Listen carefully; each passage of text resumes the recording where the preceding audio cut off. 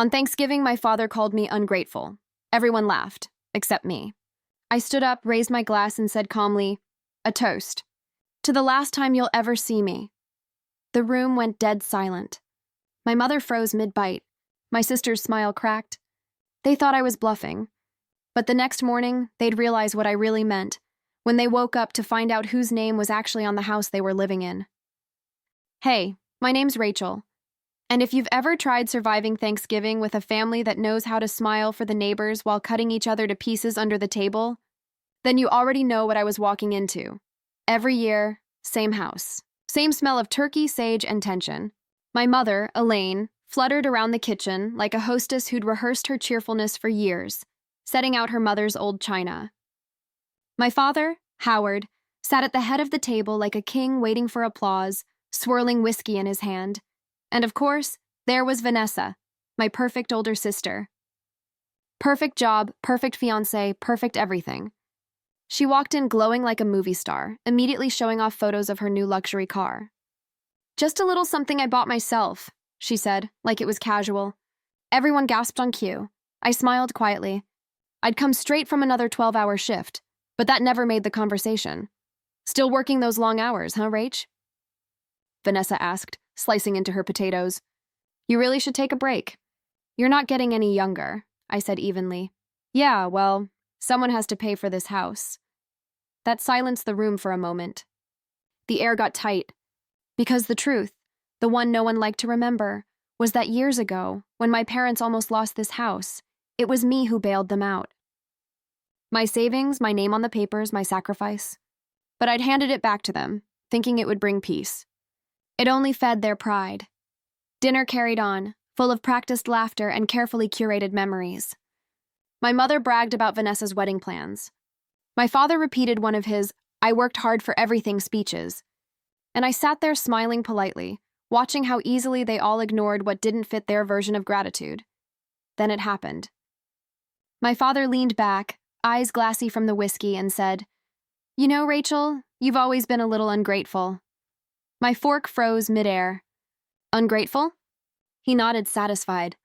"We gave you everything we could, and you still act like you're better than your own family. Always too serious. Always distant." Something deep inside me shifted. A quiet spark, small but dangerous. All the swallowed words, the years of being the one who stayed silent, began to rise like heat from the oven.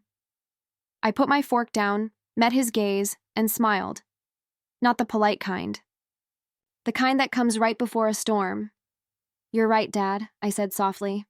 "Maybe it's time I finally show you what gratitude really looks like." The room went silent, the air thick with unease. Even Vanessa stopped smiling. And just like that, Thanksgiving had a new flavor, bittersweet, sharp, and long overdue. The clinking of silverware filled the air, awkward and offbeat. My father's words still lingered, echoing like a cruel joke no one wanted to claim. Ungrateful. It burned in my chest as I took a slow sip of wine, letting the silence stretch so long it began to tremble. My mother tried to patch it up, her voice syrupy sweet. Now, let's not ruin Thanksgiving. Rachel's just tired from work, aren't you, dear?" I smiled faintly. Tired?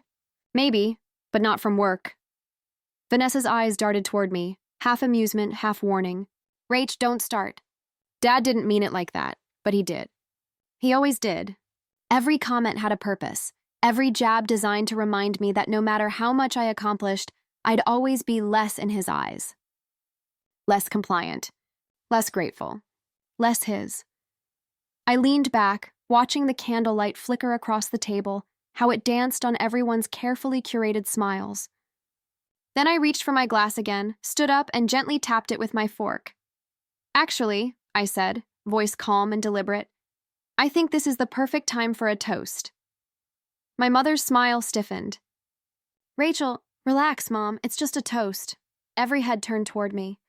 The flicker of flames from the candles made the silverware glint like tiny knives. My heart was pounding, but my voice didn't shake. "I want to thank everyone here," I began, "because this family has taught me so much about what not to be. About silence. About survival. About pretending everything's perfect when it's not." Vanessa forced a laugh. "Okay, that's dramatic. I didn't stop. When you grow up in a house where love has rules and loyalty has strings, you learn that gratitude means obedience. You learn that to be seen as good, you have to stay quiet. But I think I've been quiet long enough. My father's face hardened. What are you trying to say, Rachel? I met his stare. That maybe I finally understand what being ungrateful really means. It means no longer paying for your pride. It means no longer letting people rewrite history to make themselves the heroes. My mother's fork clattered against her plate. The tension was thick enough to cut. You want gratitude? I said softly. Here's mine. Thank you for showing me exactly who you are. Because now I know exactly who I don't need to be. For a long, breathless moment, no one spoke. Vanessa's fiancé shifted uncomfortably, pretending to check his phone. My father's knuckles whitened around his glass, and then, just like that, he laughed. Low, sharp, condescending. You always did like making scenes, didn't you? You think you're above us because you have a job in your little apartment? You'll come running back when life humbles you. I tilted my head, still smiling. Maybe.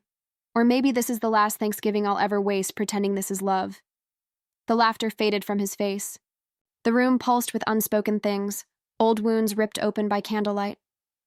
I raised my glass one last time. To family, I said. The kind that teaches you who you really are, by showing you exactly what you never want to become. No one dared respond. I took a slow sip, set the glass down, and sat back in my chair, calm, collected, and done. They didn't know it yet, but this was only the beginning. After that night, silence became my favorite sound. I didn't call, didn't text, didn't show up for Sunday dinners or guilt-soaked check-ins. The house that used to buzz with their opinions now felt 1,000 miles away. And for the first time, I could breathe, but my father didn't let go that easily. He sent an email a week later, short, sharp, like a legal notice rather than a father's message. Family doesn't turn its back. You owe us respect, respect. That word again.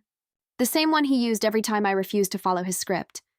Every time I dared to live my own life, I didn't reply. Instead, I opened my laptop and started digging through old folders. Digital dust from years of their control. Bank records I'd helped my mother organize. Property transfers I'd notarized for my father. Emails Vanessa had begged me to delete.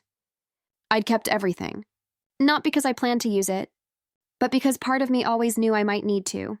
That night, I made folders, labeled them neatly, Truth A, Truth B, and Truth C. A little insurance policy for the next time someone called me ungrateful. Then, out of sheer curiosity, I clicked on one of my father's old investment statements. And that's when it hit me. My name was on one of the deeds. Not his, not Mom's, mine. He'd transferred partial ownership to me years ago for tax reasons, he'd said. But that meant I wasn't just their daughter. I was their co-owner, the house. The one they always lorded over me. The one where I'd been made to feel small my whole life. Half of it legally was mine. I sat back in my chair, stunned. Then I laughed. A quiet, disbelieving laugh that turned into something almost like a sob. For years, they'd treated me like I had no place, no voice, no stake in the family's empire. And the whole time, I'd been part owner of the very walls that heard my silence. I didn't rush. I didn't tell anyone. I just began building my own paper trail. Emails to the county office, confirmations from the property clerk, quiet conversations with an old lawyer friend from college who owed me a favor. Each reply, each document, stitched another layer of truth under my calm. By the end of the week, I had everything. Proof of ownership. Proof of manipulation. Proof of how my father had shifted assets between family members to dodge taxes. He wanted to teach me about gratitude? Fine. I'd teach him about accountability. I printed everything, sealed it in a single folder, and tucked it into my bag. But the most satisfying part wasn't the paperwork. It was the letter I wrote. Handwritten, simple, and folded in 3. It started with, "You once told me that family means knowing your place." So I found mine, in the deeds, the documents, and the fine print you thought I'd never read. I ended it with, "Next Thanksgiving, you can raise a glass in my house, if I let you. No threats. No anger. Just truth, cold and clean as glass." I slipped the letter into the folder, ready for delivery when the time was right, because sometimes revenge isn't fire. It's paperwork. It's silence. It's the satisfaction of knowing the next chapter has already been signed, by them, not me, and soon enough they'd read every word. The following Thanksgiving came faster than I expected. But this time, there were no group texts, no family reminders, no invitations tucked in envelopes with fake warmth. Just silence. I liked it that way. Still, I decided to stop by, not for reconciliation, but for closure. I wanted them to look me in the eye and see what silence had turned me into. When I walked into their house, everything was staged like a movie set. The table was glimmering, the silverware polished to perfection, and Vanessa's laugh floated across the room like a ringtone I couldn't stand anymore.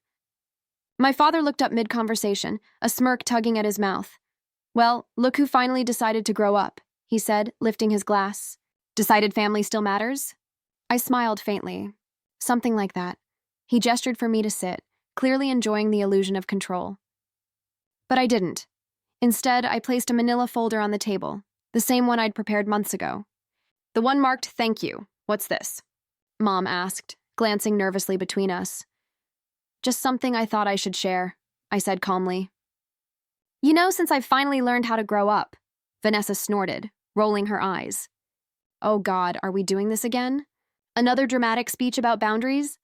I turned to her. "No, just a correction of records." Dad leaned back, crossing his arms. "You really can't let things go, can you?"